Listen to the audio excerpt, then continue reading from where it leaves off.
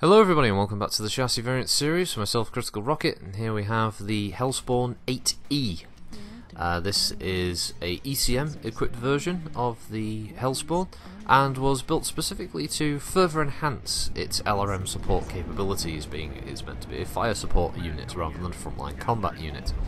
To this end, it reduces one of its medium pulse lasers to allow the installation of two ER mediums, and adds Artemis fire control to the two LRM-10 launchers, meaning that you get slightly better lock and travel for the missiles, being a bit more accurate.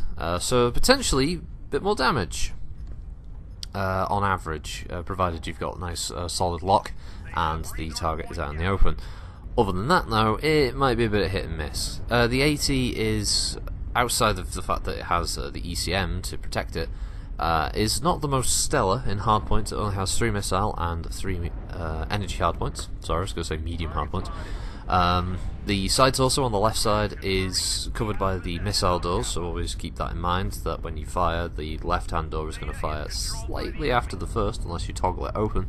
And obviously those weapon hardpoints are quite low slung. I can see why the Hellspawn is probably a maligned medium mech and not really used by many people going forward. I could see it being one of those mediums about 3 or 4 months down the line now, just being completely forgotten about, and seeing one will be one of those that are like, oh, there's a Hellspawn, wow. Oh, you don't see them very often. A bit like seeing an ice ferret from the clan side of things, or I was trying to think possibly things like Vipers. There's just some mechs just don't get used because the current shifting meta doesn't really favour those builds until things change again. You know, currently we're on, at the time of recording this, there's a big machine gun fad going on, so if it pokes ballistics, stick a shitload of machine guns on it, especially light machine guns, you know, and so the Hellspawn may come back into fashion if there's a specific build that comes out that might really work for it, but until then, I can see the Hellspawn being one of those kind of people get it, they play it, they master it, they're done with it, and they never come back to it kind of things. For me personally, I like its ugly little body. I think because it's such a little pugly little thing, that it's one of those things I always come back to. It's one of those things that I really like Second World War history and stuff, and I'm fucking mad keen into the tanks, and so I always like the weird ugly looking tanks that came out from some of those factories, or some of the ones that were just completely fucking useless at the time, like the Russian BT-7. I thought just looks fantastic. It's so bad. I love the French Sharby one, the Biss, and things like the Matilda from the British, and the Stuart from the US, and the Stug from the Germans, that kind of thing. You know, these aren't pretty tanks, but they were good. I like them. And this is kind of what the Hellspawn is for me. It's an ugly mech, it's an ugly tank, and it's not very good at its job. I'm not saying those previous tanks weren't very good at its job, by the way. Don't confuse that comment. But I just mean it's woefully under-armoured. Its weapons are not brilliant, but it works. And for that reason, I'll keep playing them. I quite like them for those reasons. And in this match, I think its speed and its ECM actually really helped for me to be able to navigate around the map and to keep on top of things. I think it also helped that the team who was with me were phenomenally good. We dropped them very badly in this one.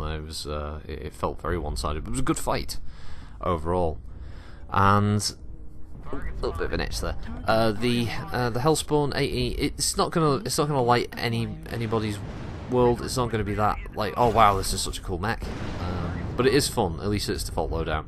And triple energy and triple missile, it's not that you can't get a bad build out of it. If you do buy that one, at least you've got the ECM as a hard point to allow you to protect yourself from incoming LRM fire or to shield friendlies. It could easily be rebuilt into like a triple MRM mech with some pulse lasers to back it up. It's not bereft of options, and for that reason I would recommend the 8E, because it's probably slightly better than the 9F, even though it has less hard points. The ECM, I think, edges it out a little bit more, and I would probably pick to play this one over the 9F, simply because the ECM keeps me protected a bit longer and would allow me to get into a better firing position. Although I like the 9F just as much, and I like the standard one as well. The 9F gives me those MRM hardpoints, which I don't normally have with the mechs. But for you, as a regular player who customises them, I would actually edge this out as being your MRM mech for the Hellspawn over the 9F anyway, just because of the ECM. And really, that's all I've got to say about it. The Hellspawn is one and done. It's in the pockets, and we can get back to the clan side of things. I know some people probably were enjoying the clan ones in the chassis side of things, but Innisphere Mech comes out, we've got to retroactively go back, add that to the list. Irvine's Solorzano did mention that I didn't do the Annihilator. That's because it wasn't available for me at the time. Do hope to see bills.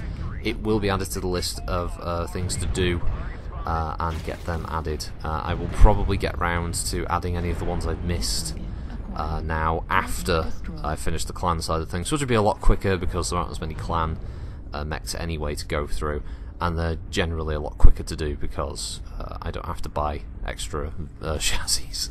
I just stick omnipods on them and build them that way. And as some people have asked a few times in the past now, will I be going back again and trying to build any of the ones that currently aren't in the game? Yes, if it's available and the hardpoints are in the right place on the mech, I will get round and I will do some of those other builds if I can, or unless PGI add them as a later update.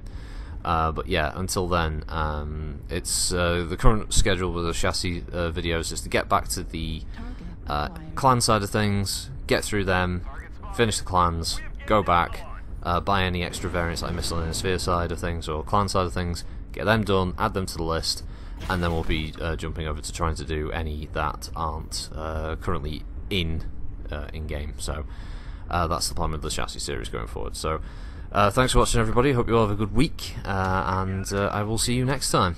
Bye.